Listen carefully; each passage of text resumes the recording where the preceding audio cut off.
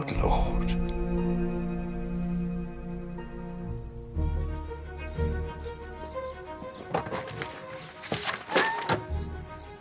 Later every morning, that lad, isn't he, Marina? Disgraceful.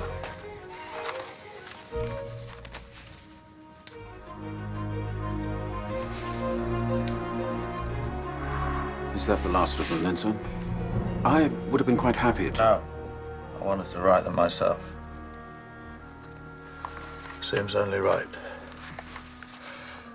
Old friends, you see, George. Old friends.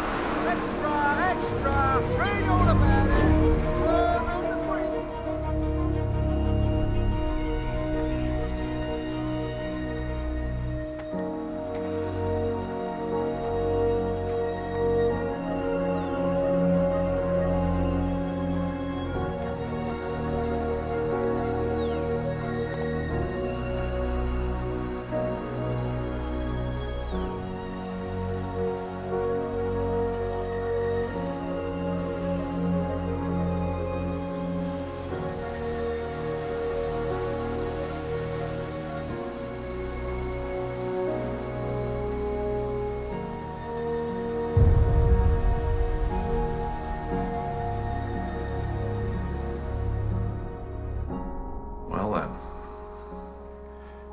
Captain Hastings, a few words. Really? Me? Oh. Well, I don't really... Hard to know what to say, isn't it? Gosh. My friends.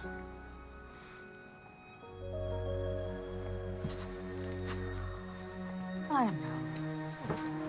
To my master.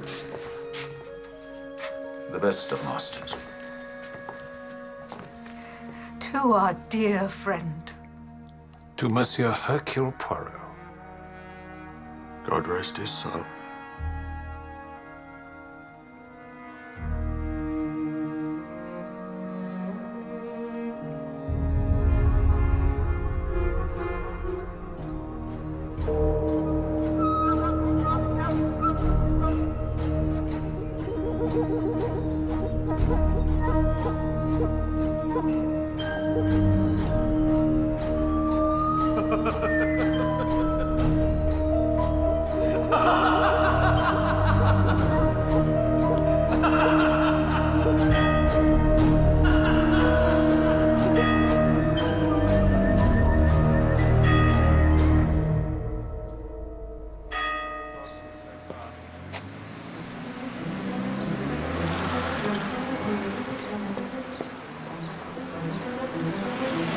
You to believe that I speak the truth, that the world is in the grip of sinister forces bent on tipping it into chaos. Beware, beware the big four. Secret societies, sinister plans for world domination. It's all a bit Bulldog Drummond, don't you think, Mr. Tyson? At first, yeah, I did. But I've had more letters since. I think there's something in it. You remember that locomotive that came off the rails, the Plymouth Express? Of course. My correspondent claims that was the work of the Big Four. And the riots in India. Local agitators. Not according to these. A crank, young man. The idea there's some sort of organizing power controlling the world is a very common fantasy amongst paranoiacs. Mr. Ingalls, I've been doing some research. Mr. Tyso, we stand on the edge of an abyss. Germany, Italy, a storm is gathering. We've enough to worry about without some far-fetched nonsense like this. Far-fetched, is it?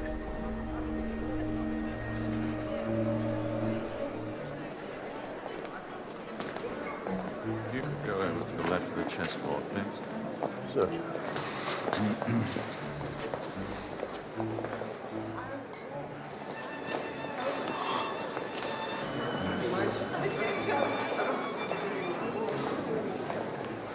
Well, there's a sight for sore eyes. Oh, mille tonnerres, mon cher Inspector Jim. Hello, Poirot. Oh, mon ami, it has been too long, far too long.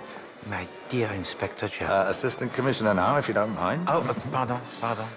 I've been following your progress with the interest most keen. Oh, mon ami. You are here in the capacity professional? I'm not quite a spent force yet, Poirot. Uh-huh. They still wheel me out for the occasional important assignment. A lot of foreign bigwigs here tonight. Mr. Ryland over there has requested a discreet police presence for this chess match. I must say, it's nice to get out from behind a desk, stretch the old pins again. Though there won't be many more assignments like this, I fancy. Well, you know, time it catches up with your soul, no? Perhaps also for Poirot, the shadows are lengthening. And the moment it has come to think of the life that is quiet. You retire, Poirot? Never. You attract mayhem. Always have done. Who's the lady? Ah, that is the great Madame Olivier. Ah, right. One of Ryland's peace party Johnnies. One of your lot, isn't she? Comment? Belgian? No. She is French, not Belgian. But in her field, she is the genius. Her research into the nervous system, it is truly groundbreaking. You might say she has the greatest brain in the Western world. The greatest scientific brain, indeed. Of course. Ah, well, excuse me, Poirot. Duty calls. Assistant Commissioner. Oh, pardon me, sir. Monsieur Poirot, Madame Olivier.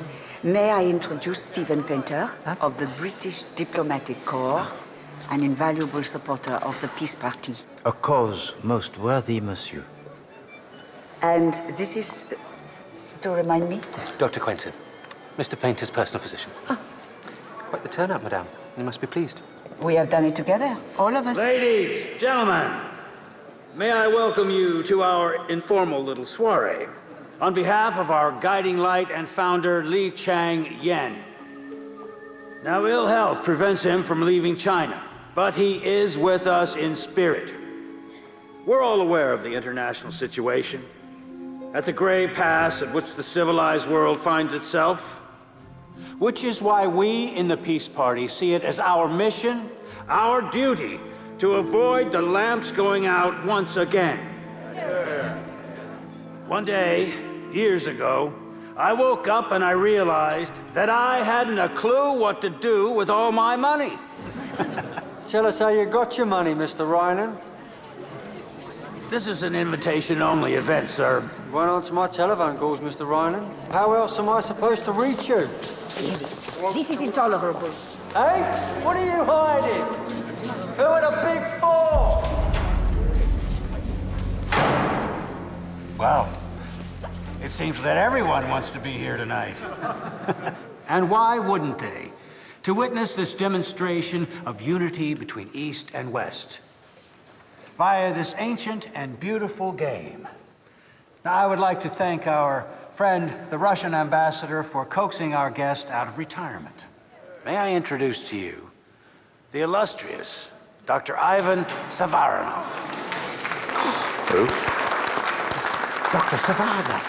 He is the greatest of the Russian grandmasters. You are not a player of chess? No, dominoes is more in my line, Poirot.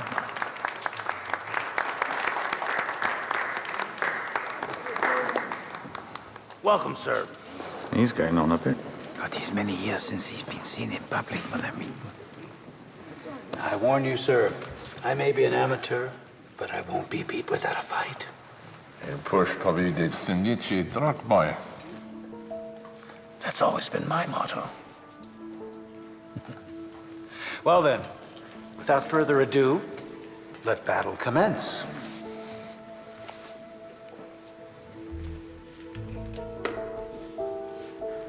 Pawn to king 4.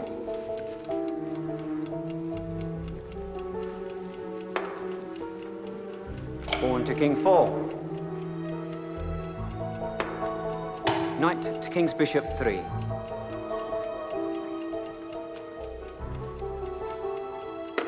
Knight to queen's bishop 3.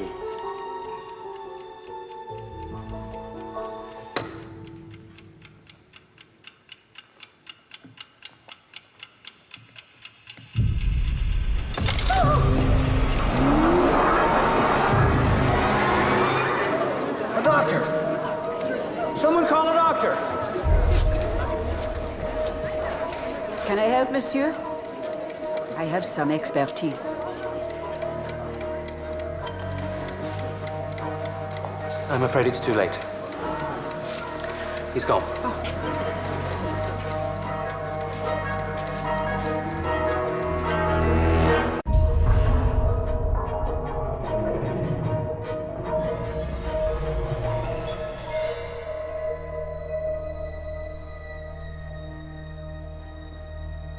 Trouble getting this out of his hand. Rigor mortis, I expect. I expect so. If you please to show Poirot the belongings of the old man. I don't know what you're getting yourself so broody about, Poirot. You only had to look at him to know he wasn't long for this world. Natural causes, Dicky Ticker, says so here. Quelle coincidence. What's that? Well, the researches of Madame Olivier concern the effects of atropine and morphine and so on the heart and the nervous system. Ah, so that's what she meant by expertise. Why? But alas, it was too late for her to save him. So, after all these years of being a recluse, he agrees to travel halfway around the world for a publicity stunt. I have no doubt that Dr. Savarinov was paid most handsomely. Ah, but why was Ryland prepared to pay so much? You again. Yes, we were never formally introduced, were we? Lawrence Boswell Tyso, Associated Papers. Come along, sir. Mon ami. What is your interest here, Monsieur Tyso? Something fishy about the old man's death. Dr. Savarinov died of natural causes. Really? Don't tell me the great Hercule Poirot will bother with something like this unless foul play was suspected. If and when we have something to announce to the press, you'll be the first to know. Don't be so hasty. Play your cards right, maybe I can supply you with the truth about Abe Ryland. Fill you in on the skeletons he's got hiding in his closet and what he knows about the Big Four. What is this Big Four? Ring me, Mr. Poirot. You won't regret it. Ring me.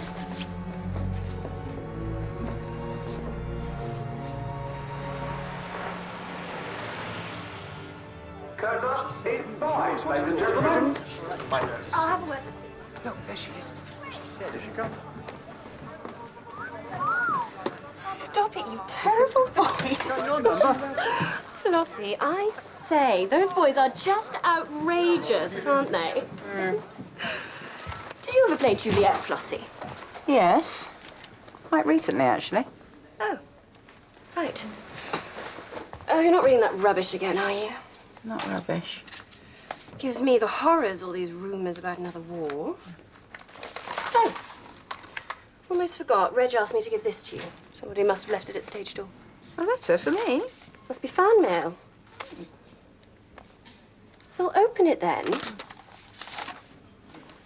Oh, even better, a Valentine. But it's April. Oh, yes, so it is. To Flossie, never forgotten until we meet again. 4 kisses. Well, who is it from? It doesn't say.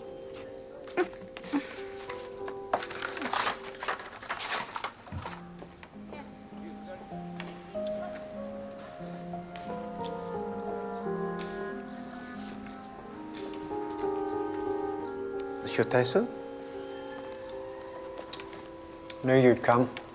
Can't resist a scoop, eh? You'd have made a good journalist, Mr. Poirot. I think Poirot has the wrong kind of morality for the work. Well, too modest, I'm sure. S'il vous plaît?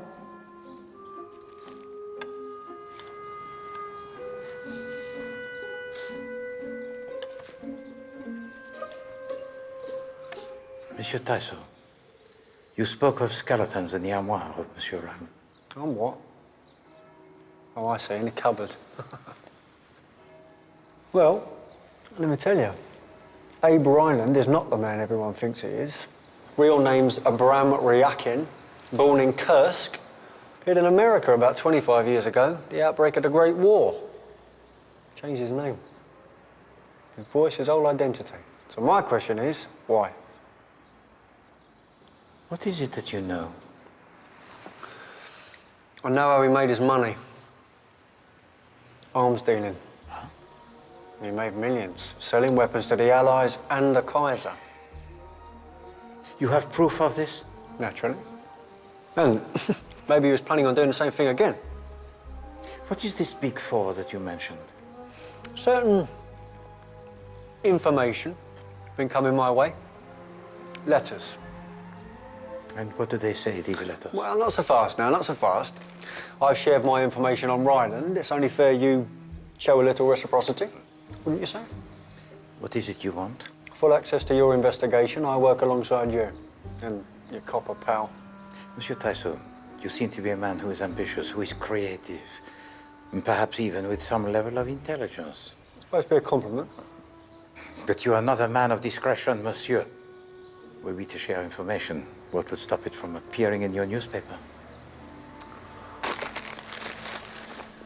Seems I'll have to play a lone hand in this investigation. Well, that would be foolish, monsieur. You would be wise to reveal what you know, for your own safety, if for nothing else. I don't respond to threats, Mr. Poirot. Change your mind. You know where to find me.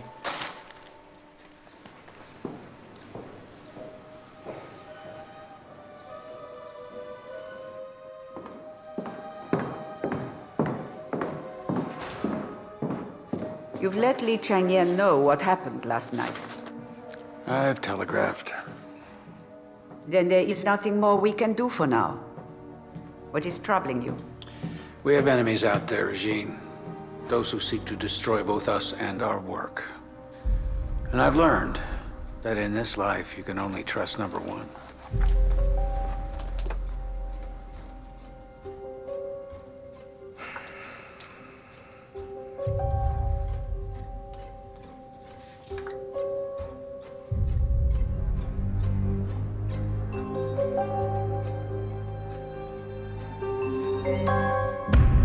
They had trouble getting this out of his hand. Rigor mortis, I expect. Jorge Lopez.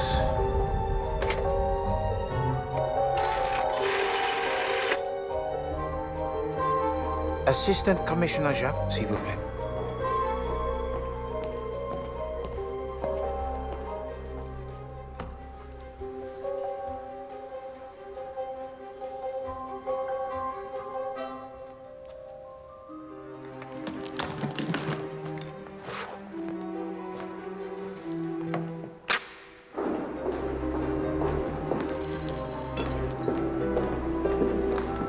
Will this take long, gentlemen? I'm a very busy man. Monsieur Ryland, do you remember the exact succession of moves made by Dr. Savaranov? Of course. Use the Lopez opening. It's the soundest in the game. And Savaranov was reputed to favor this? Yes, so what? If you please to tell us what was the third move of the white piece in this opening? Bishop to Queen's Knight 5. Bon. The exact move that sealed the fate of Dr. Savaranov. If you please to be patient. It is the white bishop from the chess set. The exact piece that Dr. Savaranov was clutching in his hand when he died. They look identical now. Two white bishops from the same chess set.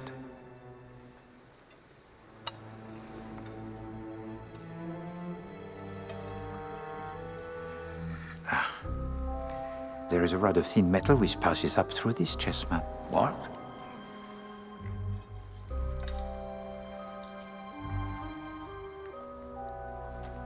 Et maintenant, observe.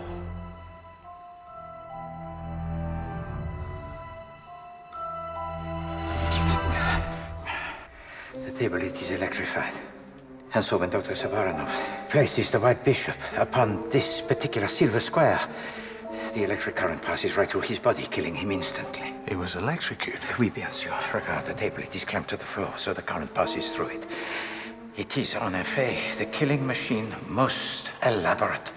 From where was it obtained, may I ask? You'd have to ask one of my staff, monsieur. I don't concern myself with such matters. So you do not concern yourself with the death of a man? He was an old man. Old men tend to die, in my experience. From natural causes, yes. Not usually via electrified chess tables. Now, you just listen to me. If you truly believe Savaranov was murdered, and in this colorful way Monsieur Poirot suggests, that's your prerogative. But if you are even suggesting that I had anything to do with it, then you're gonna have to get yourself some proof.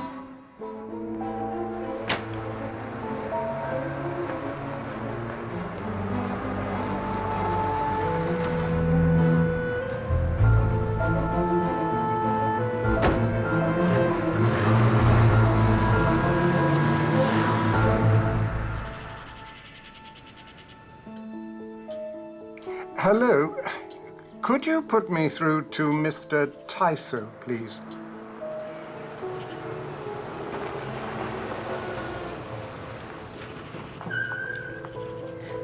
He isn't. No message. Thank you.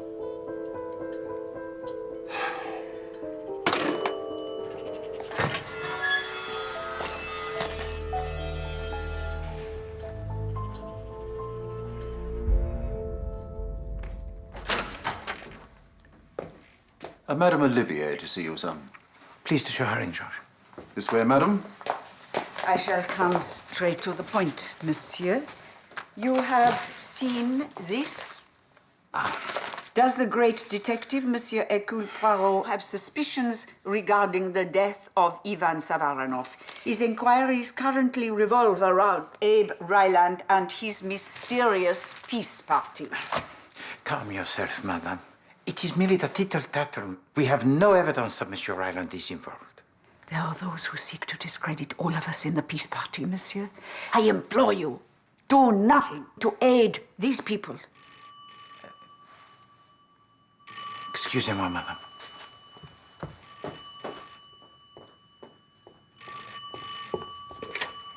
Hercule Poirot speaks. Ryland was meant to meet some German dignitary last night. He never turned up. Comment? We haven't a clue where he's got to. He's gone, Poirot. He's disappeared.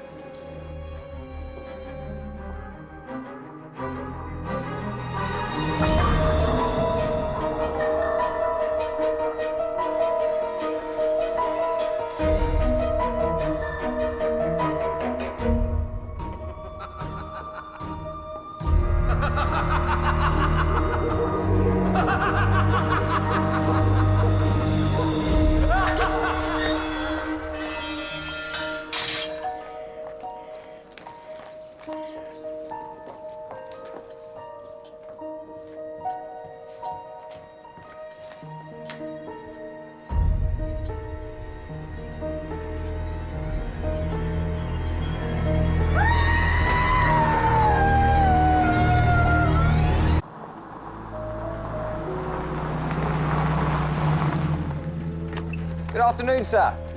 You must be Meadows. This is the local man on the case, Poirot. It's an honour, sir, and an honour to meet you too, Mr. Poirot. Although I don't know that there's very much to interest you here. Fairly grubby little murder, if you ask me, and not too much doubt about who's to blame, neither. The victim was Jonathan Wally, something of a recluse and a, Sinophile. Yeah, whatever that is. It means that he was a lover of all things Chinese, mon ami. And this is the reason for our interest in this case, Inspector Meadows. The late Monsieur Jonathan Wally was the author of this biography. You got the details of the household, Inspector? Well, there are two servants. Robert Grant, who's the kind of manservant, he lives in, and Betsy Andrews, housekeeper and cook. You've worked for Mr. Wally for some time? Oh, years. He was a queer old cove, kept himself to himself, had his little obsessions like they all do at that age. Obsessions? Crackers about all things Chinese. Did he ever marry? Oh, no. Oh, can you imagine it? What woman would have him? Woe betide you if you tried to move one of his precious books or tidy up his blooming letters. Were there any other friends or family? Friends? No. He had a sister, but she died. There was a young nephew who came here to stay with him when he was orphaned. That was before my time, though. By all accounts, they didn't get on. Madame Andrews, can you tell to us exactly what occurred this morning, précisément? Grant went out to get the milk, as he does every day. I popped out to have a natter with Mrs. Stubbs at Laburnham's. She's buried 2 children, poor soul. And her husband's none too clever at the moment. And which of you returned first? Oh, that would be Grant. He came in by the back door, put the milk in the larder, and then went into his room to read the paper and have a smoke. So it was you who discovered the body, madam? Just there he was. Poor soul, he'd been knocked silly and had his throat slit. Oh, nasty it was. Very nasty.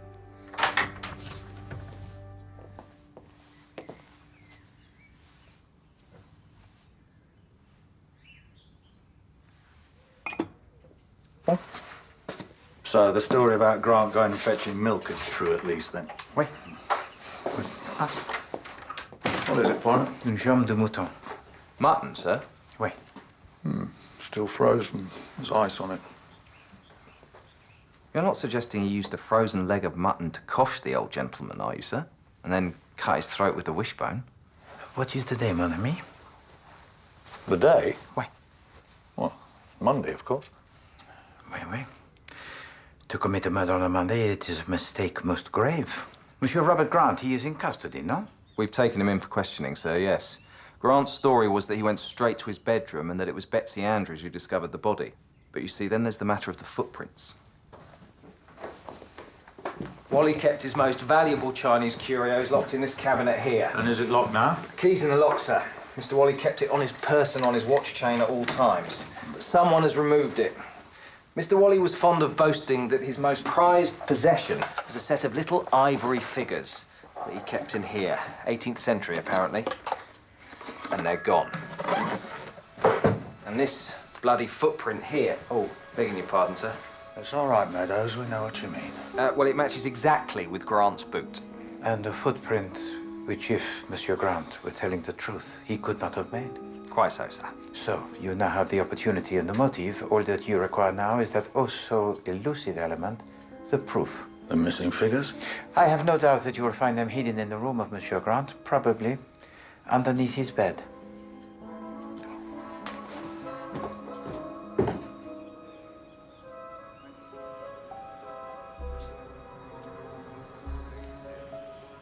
Fancy seeing you here, Mr. Poirot. You seem to be everywhere at once. May Poirot inquire what it is that you do here? The news of this crime, it has not yet been released. I'm here for the same reason you are. Indeed. Wally knew something. Something dangerous, that much is obvious. Has somebody got him out of the way? And it was your source who once again gave to you this tip-off? I'm in possession of certain information, yeah. Well, well, if it isn't the proverbial bad penny. Assistant Commissioner? I presume you can account for your movements at the time of Mr. Wally's death. That's uncalled for. Oh, we've got him now, sir.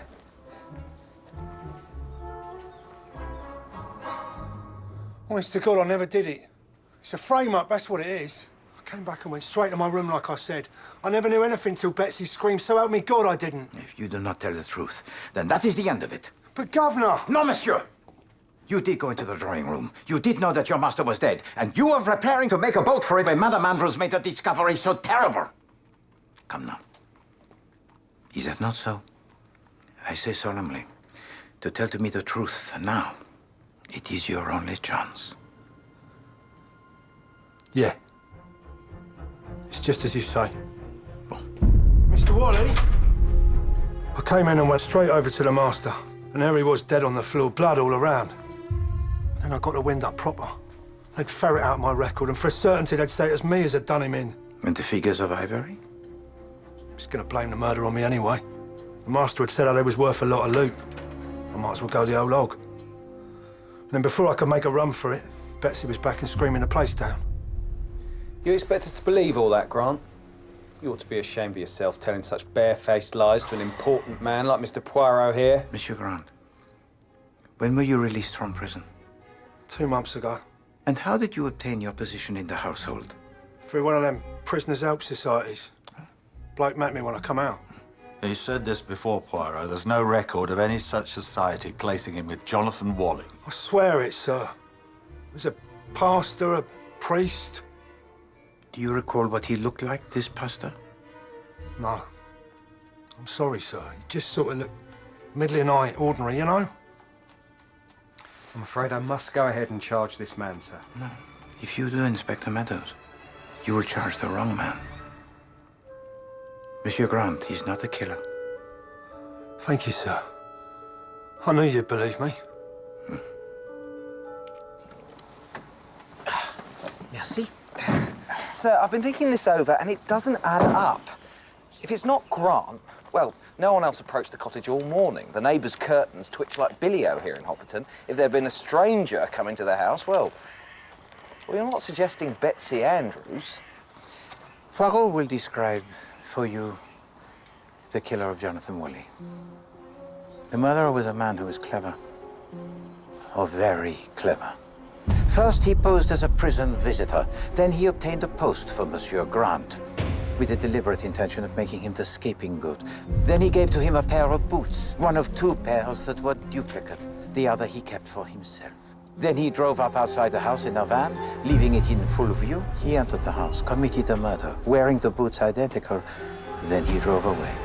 This man, he wore a hat of straw, and his clothing was slightly bloodstained. But Poirot, the whole village would have seen it. À vrai dire, everybody saw him, and nobody saw him. He drove up in the van of a butcher.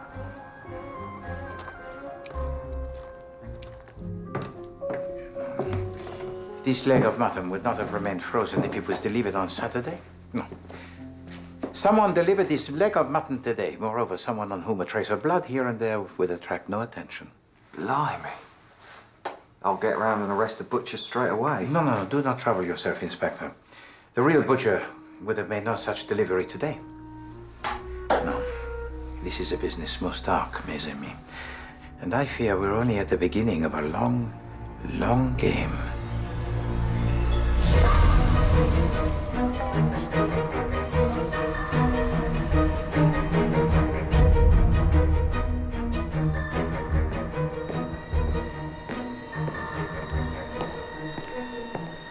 Mr. Tyson!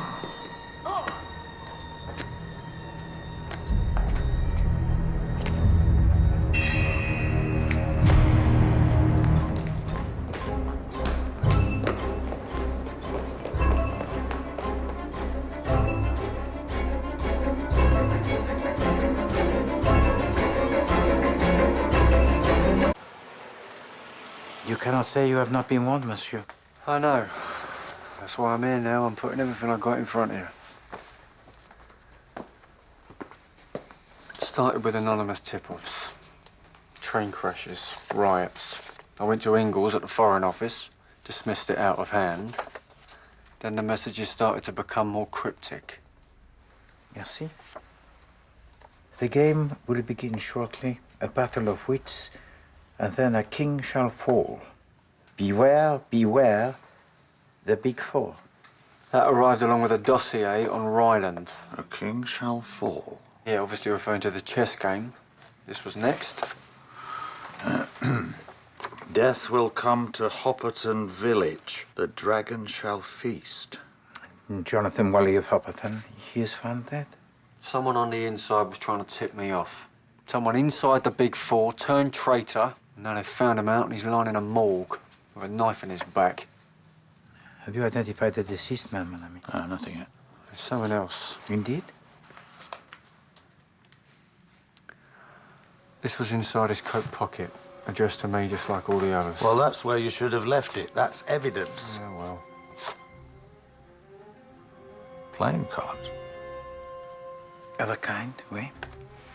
But the first one is of the origin Chinese. And on it there has been scored le numéro 1. Li Chang Yen. Has to be. Brains behind the so-called peace party. Deux? That's a chance card from a Monopoly set. You don't have to be a genius to work that one out. Ryland. Le numéro 3? Why does it say D and not Q? Because this is from a French pack of playing cards, mon ami. La dame, une dame française. Et finalement, from the major arcana of the tarot. 4. C'est la mort. Death Mrs. Japp got dealt one like that on Southend Pier. Gypsy Meg. 3 months later, the cat died. 1, 2, 3, 4. Whoever the dead man was, he was trying to give me a clue to their identities.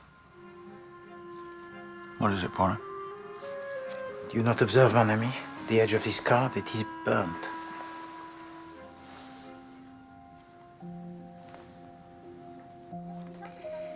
A toast to our future. All my love. 4 kisses.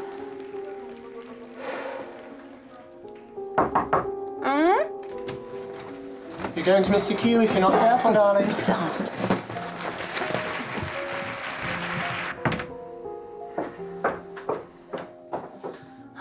Arling, we can't wait any longer. Please, ring the gong for dinner. You're asking too much of me, Regine. What are you saying? Remember our dream, everything we talked about, all we can achieve. I don't think I can go through with it. Stephen, I don't have your certainty. I'm not like you. It's wrong, what we're doing. It's all wrong.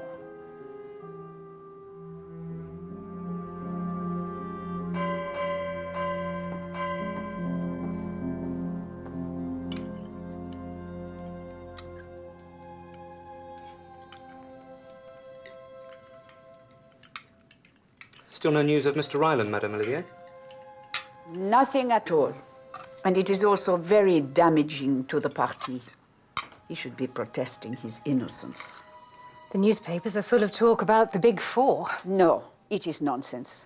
Quite. It's true that there is bad blood between America and Russia, though, isn't it? After Zavaronov's death. I've been speaking with the Soviet ambassador, trying to calm things down, but... My husband, the conciliator. What would the world do without you, my dear? Let's hope we'll never find out. I'll drink to that. Oh, they're here. I hoped they'd join us eventually. He's really not that late, my dear. So sorry, so very, very sorry. Can you ever forgive me, Auntie Di? I was out with the chaps and time just ran away from me. You're on your own, are you, Gerald? I thought you were bringing Miss Struthers with you tonight. Oh, good Lord. So I was. Huh. Well, Amelia will have sorted herself out. I mean, she's probably had a better offer, what? Or did I leave her at that blessed party? Oh, well. Well, you're here now, Gerald. That's all that matters. Why don't you sit down? So sorry. You must be la grande dame, Madame O. Yeah, Uncle Stephen speaks terribly highly of you.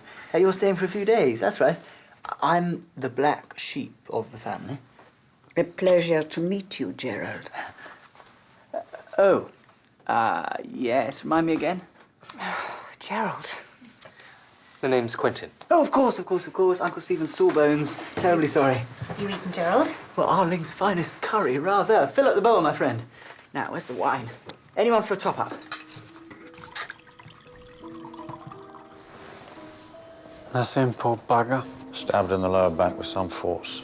Kitchen knife. But observe, mes amis. Despite all the efforts of the staff in this mortuary to wash him down, the dirt, it is deep, it is ingrained. You've been on the run from the Big Four. You're hardly going to stop and run a tub, are you? And yet you say his clothes, his evening dress, they are of some quality, yes? Very nice, yes. Bit old-fashioned, mate. Poirot, he would like to see them. Sorry. It's been so kind of Uncle Stephen to take me on. Don't you think, Madame? Indeed. Prodigal returns and all that. It was the least I could do for my brother's boy. It's all under the bridge now. Family feud forgiven and forgotten. I'm glad to have been able to make amends in some small way.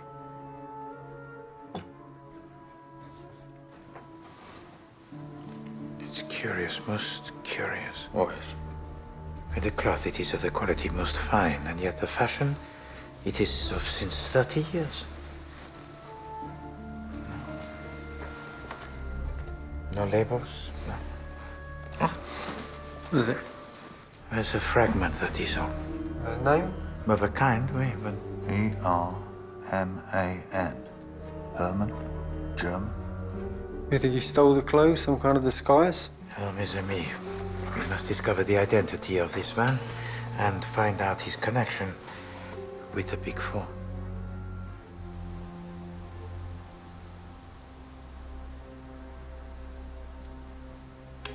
Stephen! Stephen! Stephen! Unlock the door!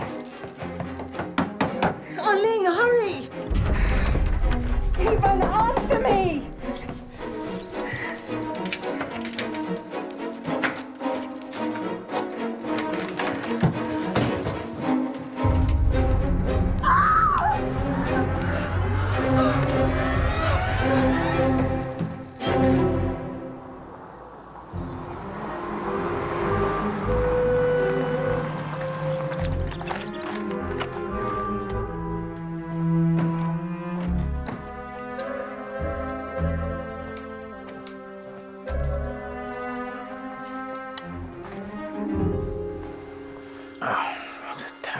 For a man to die. Ruddy odd, if you ask me. Why the fire? I mean, it makes a face completely unrecognizable. Do you think that was the intention? Poirot here thought of this, but no, there seems little doubt that the dead person is Monsieur Stephen Painter. So, the killer comes into the room, pulls him off the bed and drags him over to the fire. Not the easiest way to kill a man. Constable? Oh, there would have been a struggle tremendous. And screams. Screams which nobody in the house admits to hearing. Who discovered the body? Chinese manservant. Chinese, Poirot. And Diana Painter, the wife of 30 years. Smelt the smoke, apparently, from her own bedroom. Hello, Madame Painter. She does not share the bedchamber with her husband? Didn't you hear me, Poirot? 30 years. To be honest, I think Mrs. Japp would jump at this type of sleeping arrangement if we had the room. See you, Inspector. The finger. A clue most bizarre, no? Now, apparently, Mr. Painter kept a notepad, a pen, and a bottle of ink by his bedside. And this is what he wrote last night.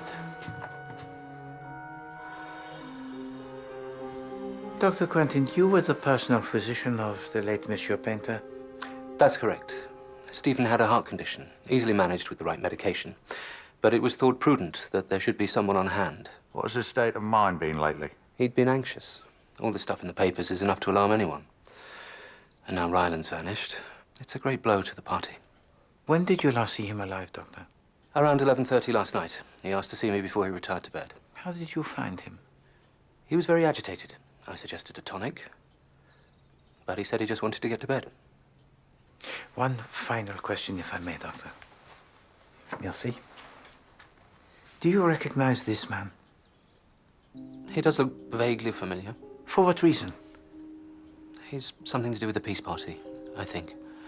I met so many people through Stephen and his work that I really couldn't say for sure.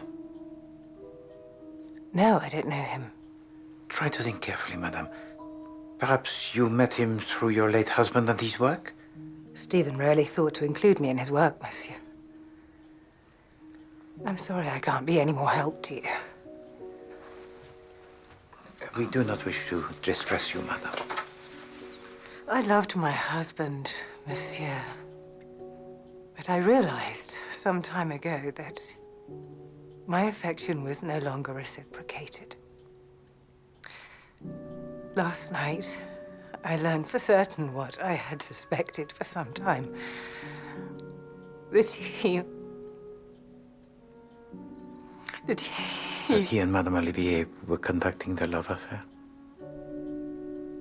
How did you? This Poirot had observed at the chess tournament. I am so sorry, madame. And did you hear any kind of disturbance in the night, Mr. Painter? Believe me, after the amount of booze I put away, it's a miracle I woke at all this morning. Dead to the world, I was. Oh, dear. Sorry. Are you sure I can't get you anything? Bit early for me, sir. Thank you all the same. It would be for me too, usually, but, you know. Poor old Uncle Stephen. You hear about these kind of freak accidents happening all the time. Still, a shock when it happens to one of your nearest and dearest. You think, then, that this was an accident? Well, what else could it have been? How did you and your uncle get on together? Well, I don't feel I had the chance to get to know him properly. I've only been here a few months. Is that so? Yes, Father and Uncle Stephen fell out, you see. There'd been an incident when I was only a nipper. And do you know the nature of this incident? Well, this. firework exploded in my face. And Father always blamed Uncle Stephen. I don't even remember it, of course, but they never spoke again.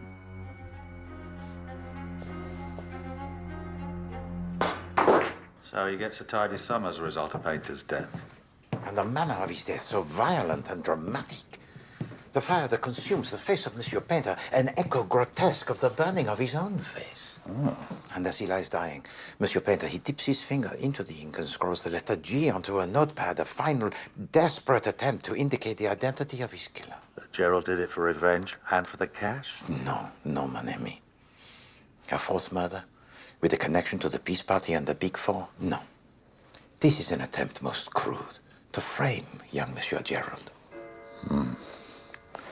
Well, I suppose we better have the big one in.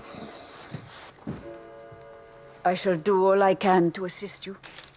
This is a terrible loss for the world, and for me personally. Alors, perhaps you can assist us, madame, with the identity of this man? He's not known to me, monsieur.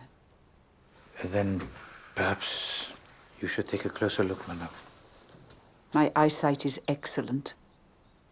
I can assure you, I do not know who this man is. Madame, we understand that before dinner last night, you and Monsieur Painter conversed in private. Yes, we talked of the future of the peace party. That's a lie. Mrs. Painter, please. I may not have your world-class brain, madame, but I have sense enough to know when my husband is conducting a love affair behind my back. Diana. He wanted to finish it with you, and your pride couldn't bear it. I heard him. It's all wrong. I can't go on with this. That's what he said. I wouldn't be surprised if you killed him rather than let him come back to me. Oh, it is not true. Mrs. Painter.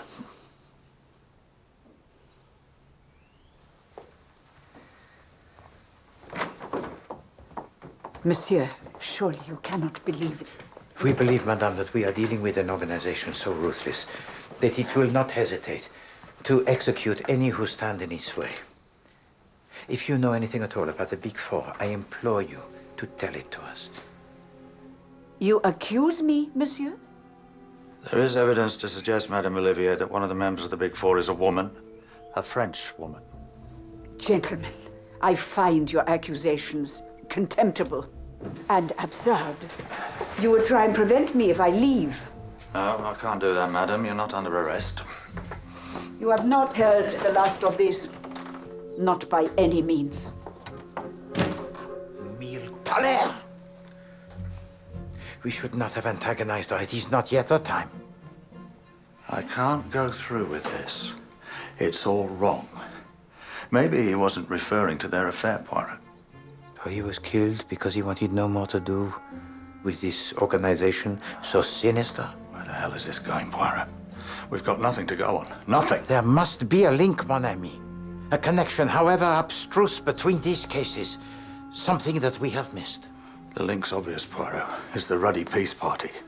If what Tyso's mysterious source told him is true, then they're exactly the opposite of what they claim to be. Fifth columnists working to start a war, not prevent one.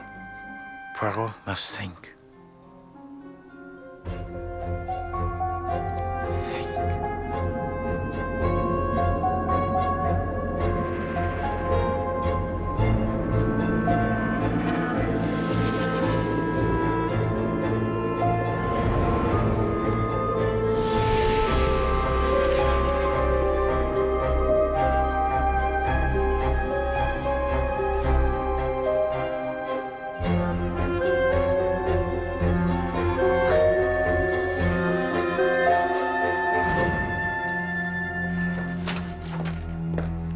Assistant Commissioner Japson. Poirot, she's gone. Gone? Who has gone, mon ami? Madame Olivier. She's done a bunk too, just like Abe Ryland. No one's seen hide nor hair of her since she left Painter's place. And there's something else. We've had the tests back from Painter's body. He was drugged. That's why he didn't cry out when his head was put in the fire. The drug was very specific. Gelsamine. Gelsamine? No. What is it? You recall the scientific researches of Madame Olivier? They are concerned principally with the nervous system. In small quantities, gelsamine is used to treat the heart. In large quantities, it induces paralysis and immobilization of the nervous system. Well, that confirms it. She's in on it too. It would appear so. Such an eventuality, it is tragic, no? To think that it is possible that such a woman... Never mind that. We're making progress at last. We've identified number 3 of the big 4.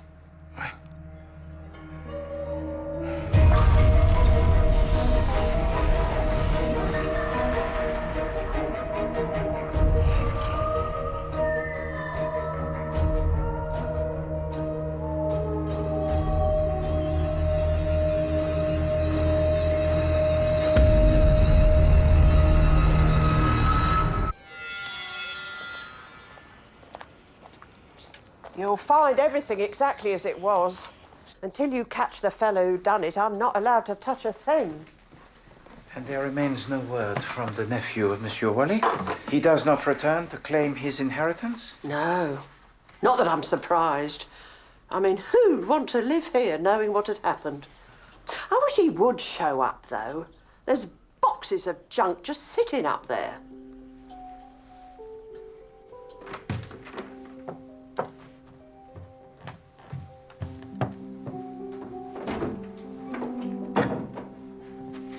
Madame, you said before that he and his uncle, they did not get on.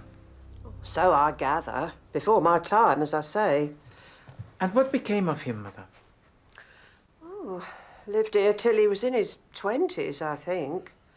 And then... Oh, maybe he went off and joined the circus. Just give me a shout when you're done. Merci, Madame.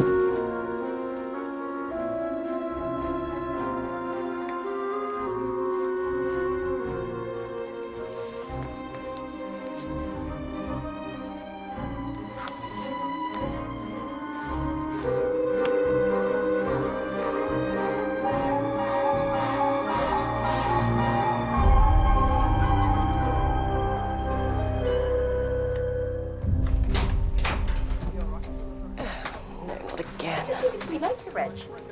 They're for you. How lovely. My darling Flossie, soon our time will come. 4 kisses.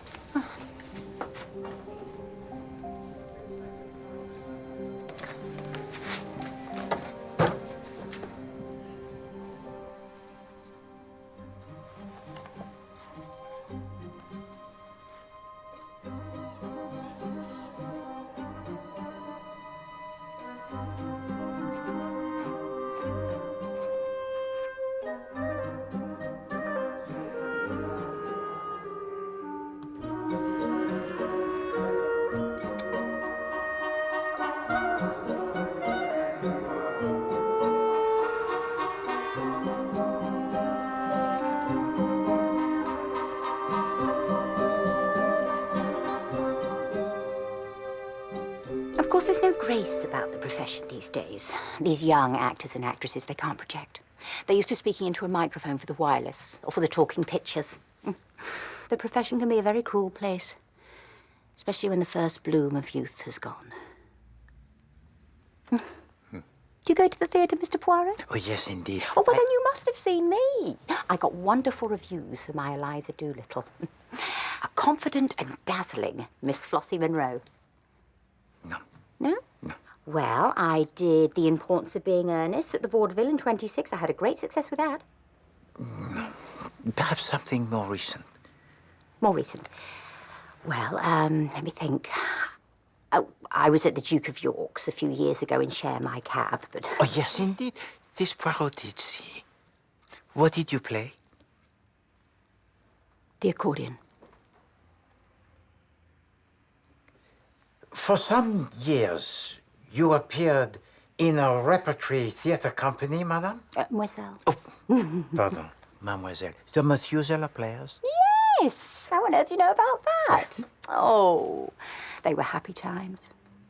I have been speaking to some of your fellow actors, and they tell to me that this company, it closed down not long after that season. Yes, such a shame. Oh, thank you. Merci. Does the name Albert Wally mean anything to you? Wally? No, I don't think so. Why should it? No, it appears that he was a member of the audience, very devoted to the Methuselah Company. In fact, he collected mementos from the repertory season in 1924. Oh, a fan, was he? Oui. Oh, well, really, Mr. Poirot, you can't expect me to remember all my admirers over all these years. No, mademoiselle. No. I mean, for instance, only this past few weeks, I've been sent all sorts of things. Cards, flowers, champagne, all from an anonymous admirer. Vraiment? This arrived just the other day. A Valentine in April? Yes, I thought it was queer, too. But you know what some of these fans can be like. You permit Poirot to see? Oh, yeah. Merci, mademoiselle.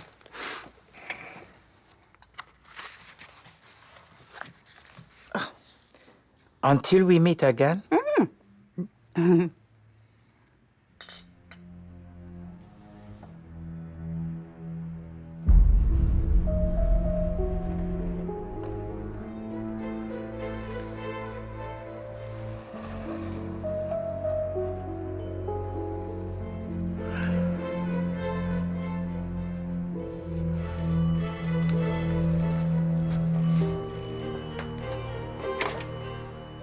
Hercule Poirot speaks.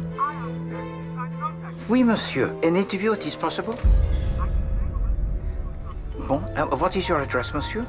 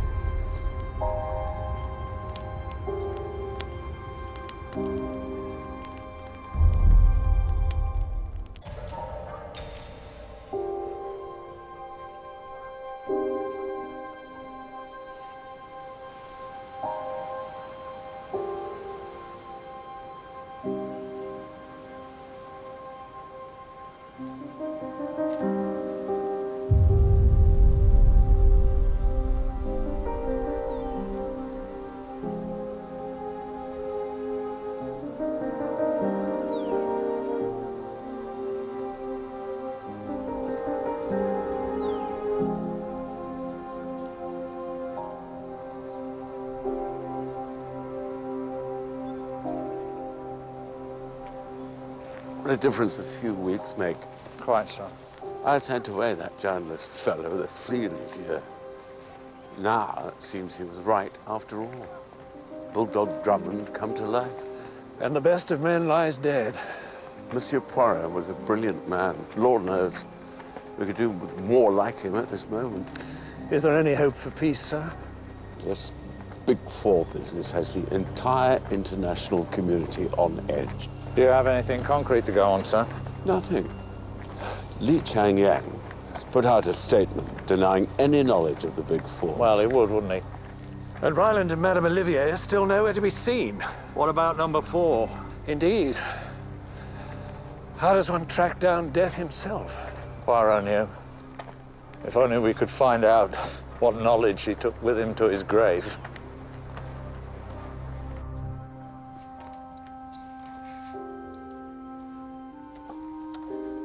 He always liked things just so, didn't he? Quite. He was onto something, wasn't he? He had to be. I only wish I knew what. I've been so wrapped up with all these new leads that have been coming in. Poirot seemed quite content to go off and pursue things on his own. I suppose he must have grown quite used to that. Yes, I suppose so. One thing we know for certain. He was getting too close to the Big Four, so they eliminated him. Yes. Well? Well? Well, hang it all, Jap. What are we going to do next? Eh? We can't let Poirot die in vain. We've got to stop them. Now, hang on, Captain Hastings. We can't be faint-hearted now, man. Are you with me or not? For Poirot's sake, together, we have to stop the Big Four. Listen, these people mean business. They'll stop at nothing. If even Poirot couldn't stop them. Good Lord, man. I never thought I'd hear such conchy talk from you. Well, if you won't do anything to stop these brutes, then I certainly will. And I'll leave no stone unturned. Good day.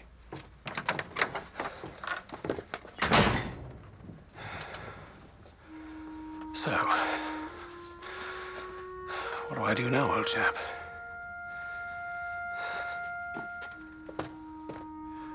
Good old Hastings. Old soldiers never die, Mr. Japp. Sir? Yes, George, what is it? A telegram has arrived for you, sir. For me?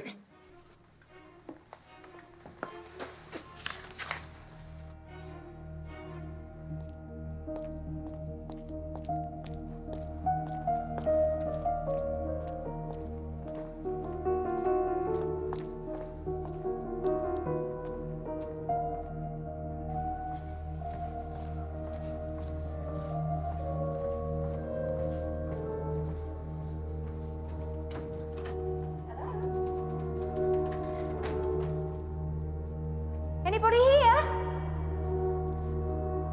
Oh. It's Miss Monroe. I've come for the audition. It's funny, you know, I was just talking about this place to someone the other day. Strange to be back here after all this time. I'm not late, am I? Your letter did say 4.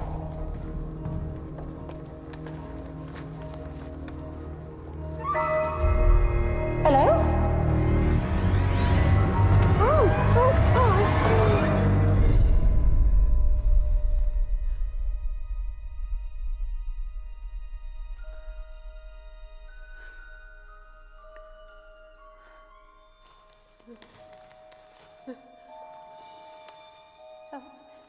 Help me, please.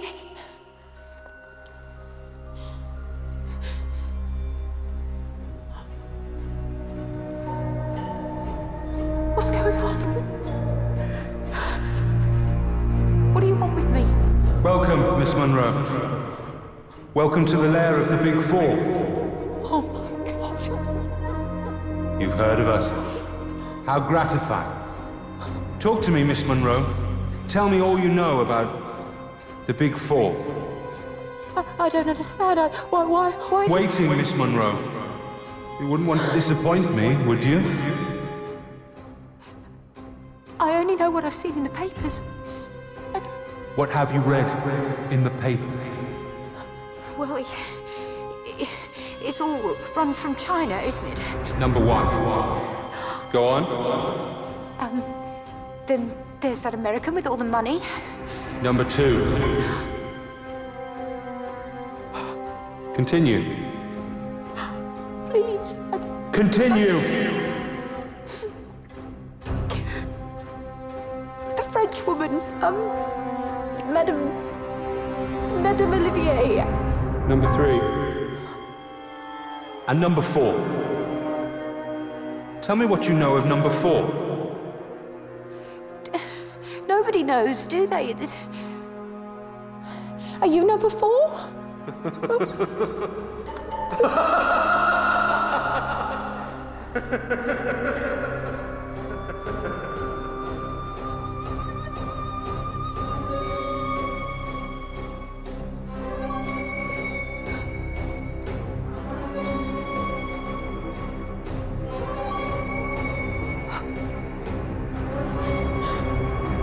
Think back, my darling. It has been some time. Do I know you? All my gifts, the cards, the roses, they didn't bring back any memories. You're my admirer. You're my fan. Think, Flossie. Think back to that season at this old theater. 15 years ago.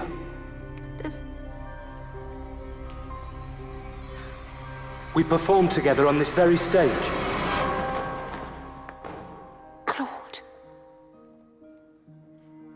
Claude Darrell? Is it really you?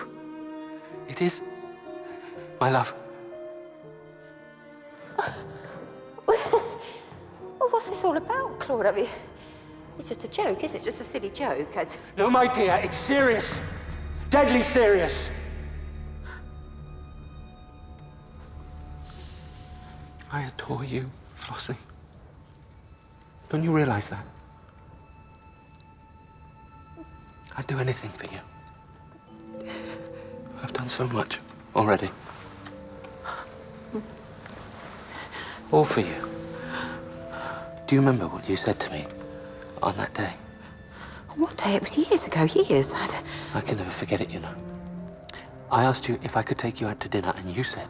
Oh, Claudie, don't be so ridiculous. It's like I fancy someone like you. You're such a funny little shrimp, aren't you? No, I deserve the best, Claudie. Someone who's going to make something of himself. Someone the whole world will remember. Someone the whole world would remember. But I was young, wasn't I? I mean, I was young and foolish and full of myself. Yeah, well, the whole world will remember me now, won't they? The whole world will remember the Big Four. Lee Chang-yen, Abe Ryland, Regine Olivier, and me, Claude Darrell. Number 4, the Destroyer. Death himself. You mean you've done all of this? All of this? Just for me? Tell me you love me, Flossie. Tell me you love me. Tell me.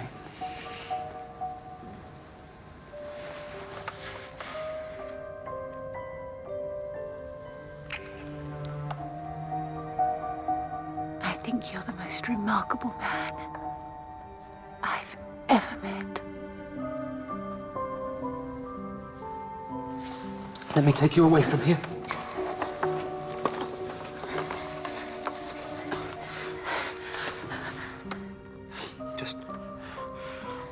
Just one thing to take care of first. I think not, monsieur.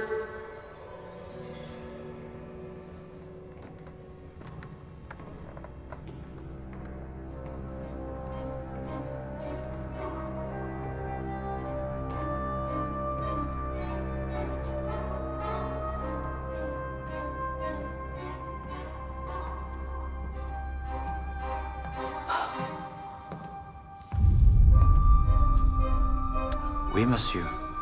Despite the best efforts of the Big Four, Hercule Poirot, he lives.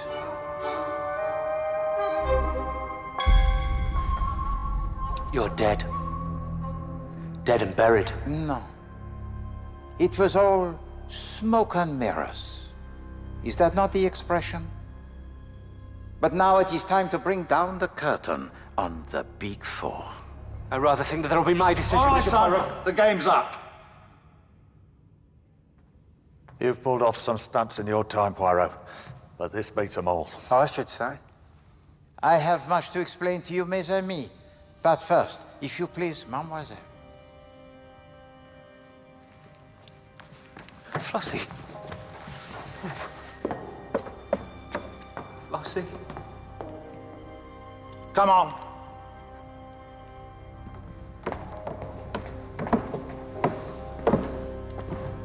I think you better sit down, sir.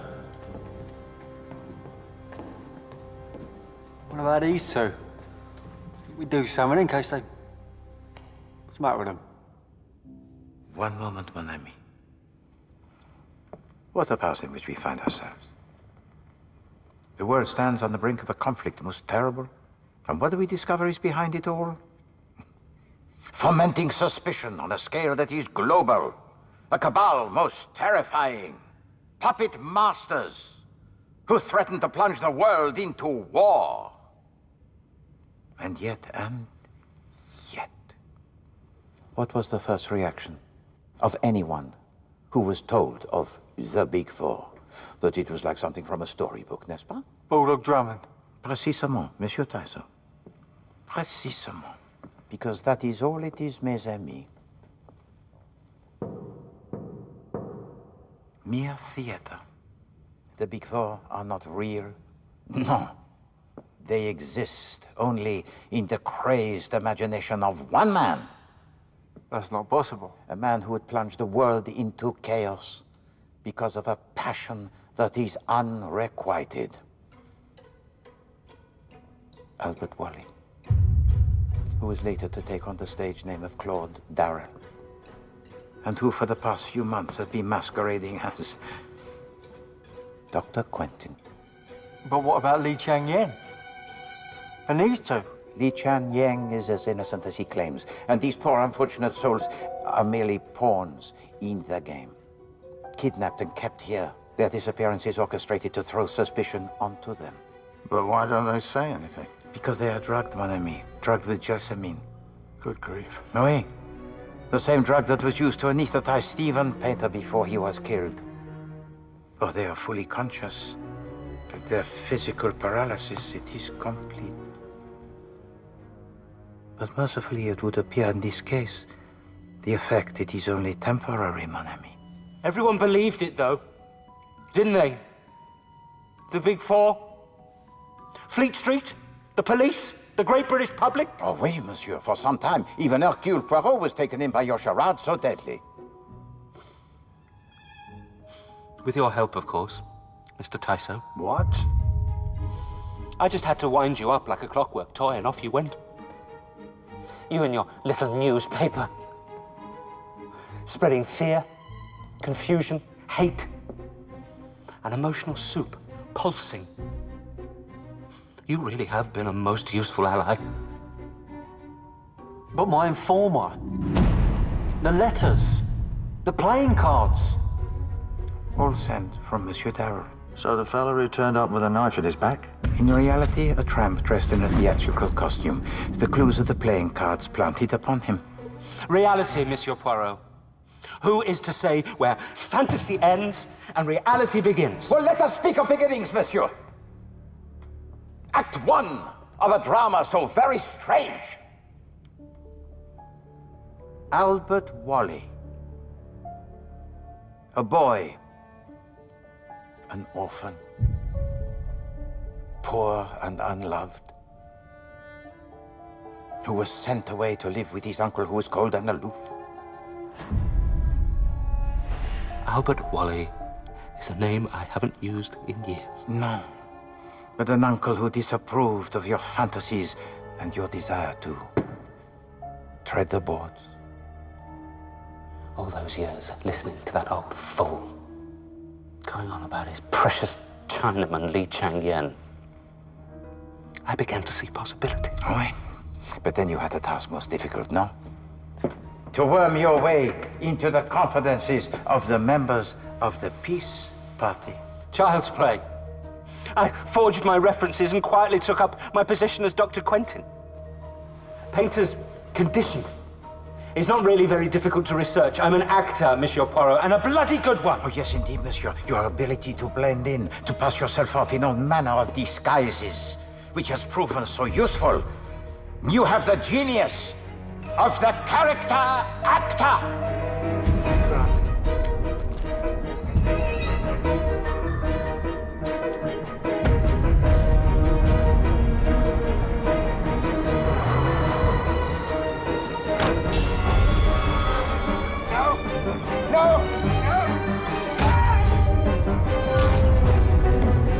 Mr. Tyson!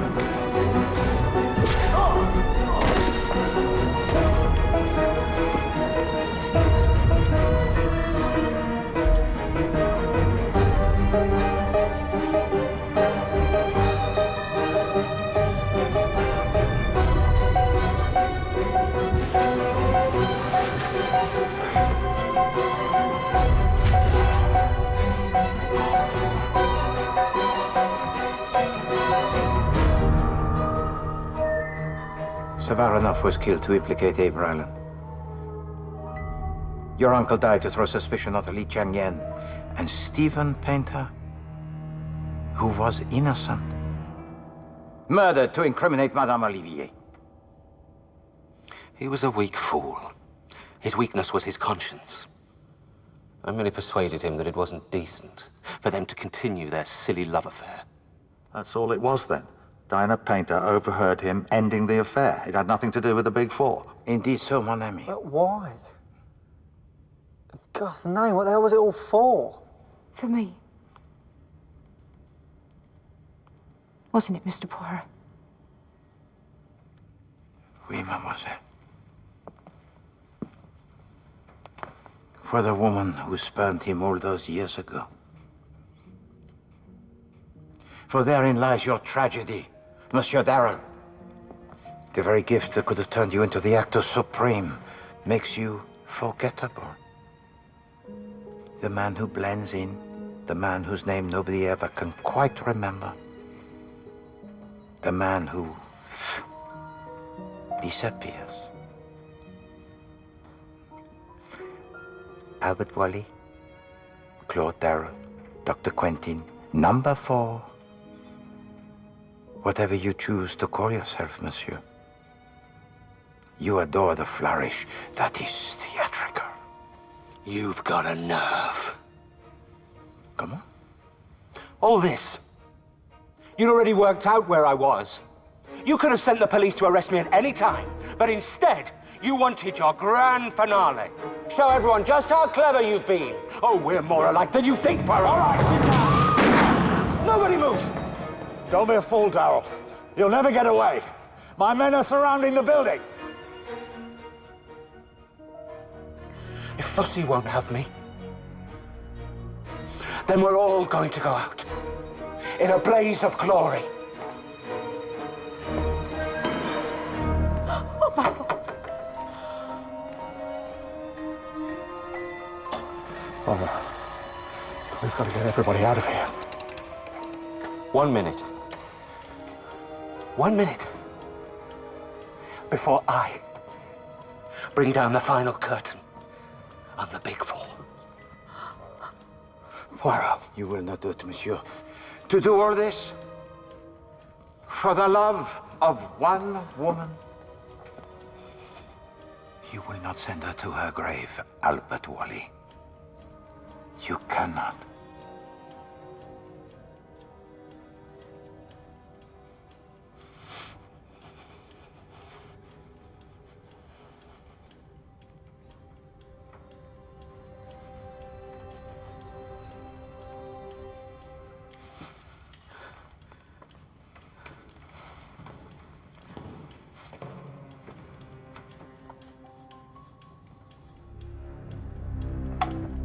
It's all right.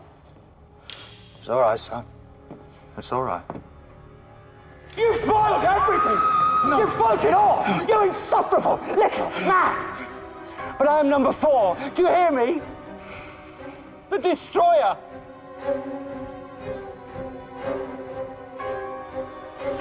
Death itself.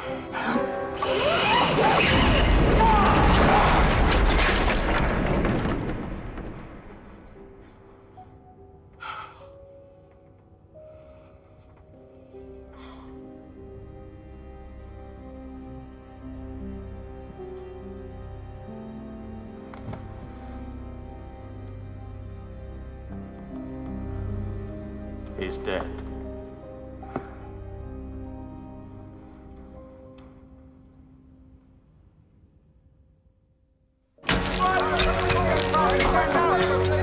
Good afternoon, gentlemen. It is a source of great relief that after our terrible ordeal, we are able to clear not only our own reputations, but that of the party as well. Indeed. Li Changyan wants to reassure every civilized nation that we will continue to strive for world peace. The Big Four has proved to be a fiction, but still we stand on a precipice. The situation remains grim. But if war does come, the powers of light will be united as one. I will have to eat some humble pie, naturally. But I do have the exclusive story of number 4 to write, so that's some consolation. Thanks for the opportunity to be in at the end, Mr. Poirot. I hope you've learnt your lesson, mate. Check your facts before you print. Incidentally, how did you work it all out? It occurred to Poirot for some time that this case had the flavor of the theater. And the label of the costumier, Max Berman and Sons, was the first mistake of Monsieur Claude Darrow. His scrapbook led me towards Mademoiselle Monroe. Of course, naturally, he kept his eye most closely upon her. But when she met with me, Hercule Poirot, he panicked. Hercule Poirot speaks. I understand you've been trying to contact me. My name is Claude Darrow. Ah, yes, indeed, monsieur. In connection with your time at the Methuselah Theatre, an interview, it is possible? Certainly. I can spare you a moment or two later on this afternoon. Bon. What is your address, monsieur? Flat A, 41 Wilberforce Road, Islington. At what hour? Shall we say 4? Parfait. Au revoir.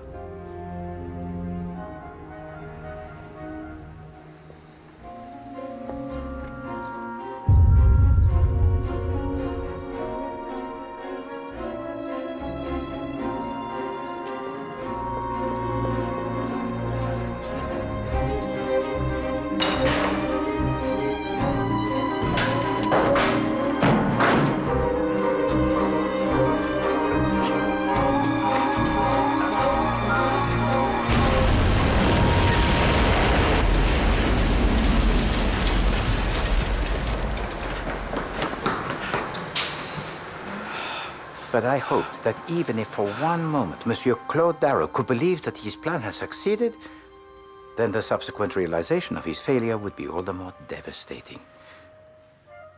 And Hercule Poirot, he was proved correct. I still can't quite believe I managed to do it. Convince him I was in love with him. I warned Mademoiselle Monroe that she would need courage and that it might prove to be most dangerous. But when the moment it came that Claude Darrell were to make contact with her again, as I knew that he would, we must be ready, eh? It was the performance of a lifetime, mademoiselle. I had a wonderful director, Mr. Poirot. Merci.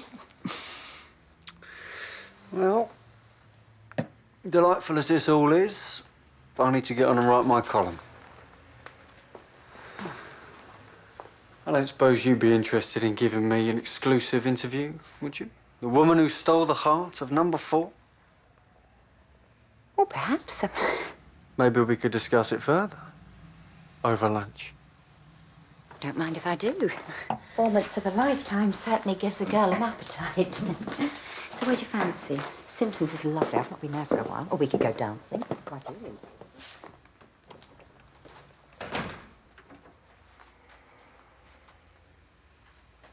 Mes amis? Well, Poirot, we're pleased, you know, that you're not, dead. Of course we are, but... But why did you go through with this horrid charade? Making us believe you'd been killed. But it was vital, Miss Lemon. Vital that you should believe it. It was necessary for Poirot to disappear because in this way, the guard of number 4 would be dropped. Georges? I'm sure you have the best intentions, sir. No man is a hero to his valet. Can you ever forgive me, mes amis? It was all for the best, I suppose. But you know this affair of the Big Four, it has done some other good, huh? Has it not reunited me with all my oldest friends? Almost all.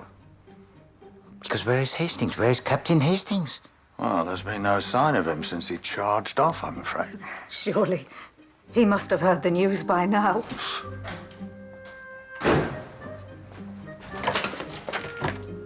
Good Lord. Poirot. I thought you were dead.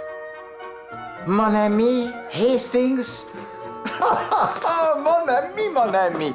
It is the most extraordinary thing. I was only just... If you want to find out how Poirot's adventures all started, we have the very first episode available as a free taster on ITV Player. Just go online to find out more. Well, the drama continues on the wards and suburbs of 1960s London in Breathless tomorrow night at 9, and a brush with the law could have serious consequences with Charlie and the hospital. That's tomorrow, but next tonight, it's the news and weather.